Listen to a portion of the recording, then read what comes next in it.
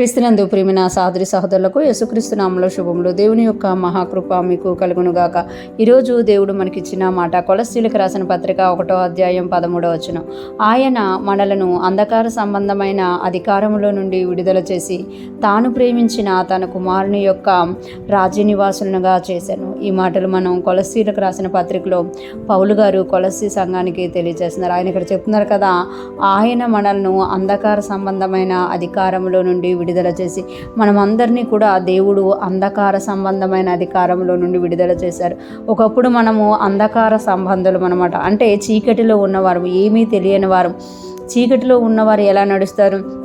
ఎలా పడితే అలా నడుస్తారు, ఎలా పడితే అలా ప్రవర్తిస్తారు. అదే వెలుగులో ఉన్నవారు పద్ధతిగా నడుస్తారు అన్నమాట. చూడండి, ఈ దినాల్లో మనం ఇంటికి కెమెరాలు పెట్టుకుంటున్నాము. ఇక్కడ కెమెరా ఉంది అన్నప్పుడు ఆ చుట్టుప్రక్కల వెళ్ళేవారు కూడా జాగ్రత్తగా వెళ్తారు. దొంగలు కూడా రావడానికి భయపడతారు. ముందు ఆ కెమెరాను మూసేయాలని చూస్తారు. అలాగే అంధకార సంబంధంలో ఉన్నవాళ్ళు, చీకట్లు ఉన్నవారు అన్నమాట. వారు ఏదైనా చేయగలుగుతారు. కానీ వెలుగు సంబంధులుగా ఉన్నవారు అంటే అమ్మో ఇక్కడ వెలుగు ఉంది, మనం తెలిసిపోతాం, మనం ఏది చేసినా దొరికిపోతాము అన్న కాన్షియస్తో, అన్న మనస్సాక్షితో ఉంటారన్నమాట.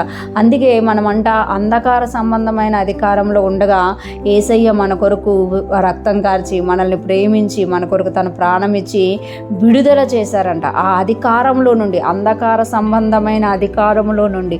అంటే మన మీద ఒక అధికారి ఉండేవాడు. ఆ అధికారి ఎవరు అని అంటే అంధకార సంబంధమైన అధికారి.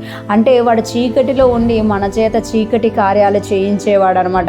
ఆ విడుదల చేసి తాను ప్రేమించిన తన కుమారుని యొక్క రాజ్య నివాసులుగా చేశాను. తాను ప్రేమించిన తన కుమారుని యొక్క, అంటే దేవుడు తన కుమారుని ప్రేమిస్తున్నాడు. ఆ కుమారుని యొక్క రాజ్య నివాసులుగా మనం చేయబడ్డామంట. హల్లెలూయా.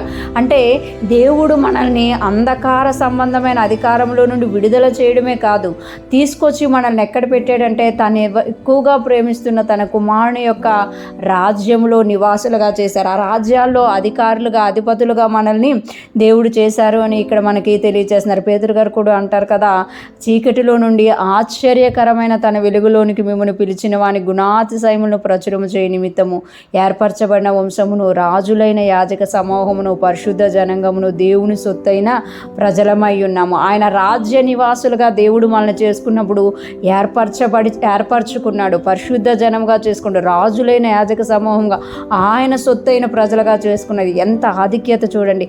అంధకార సంబంధమైన అధికారంలో ఉన్నప్పుడు చీకటి క్రియలు చేస్తూ, పాపంలో మునిగిపోతూ, ఏది నిజమో ఏది అబద్ధమో తెలియకుండా జీవించేవారు. కానీ దేవుడు తన కొరకు ప్రత్యేకపరచుకొని, తన కొరకు ఏర్పరచుకొని, తన సొత్తైన ప్రజగా మనల్ని చేసుకున్నారు. ఇటువంటి గొప్ప దేవుణ్ణి మనం కలిగి ఉన్నందుకు ఆయన్ని స్తుతిస్తూ, ఆయన మనల్ని ప్రేమిస్తున్నందుకు మనము కూడా మన దేవుణ్ణి పూర్ణ హృదయంతో, పూర్ణ ఆత్మతో, పూర్ణ మనస్సుతో ప్రేమిస్తూ, ఆయన్ని వెంబడిస్తూ, ఆయన్ని ఆనందింపచేస్తూ ముందుకు సాగిపోదుముగాక. దేవుని యొక్క మహిమ సన్నిధి మనకి తోడయుండి నడిపించునుగాక. ఆమేన్.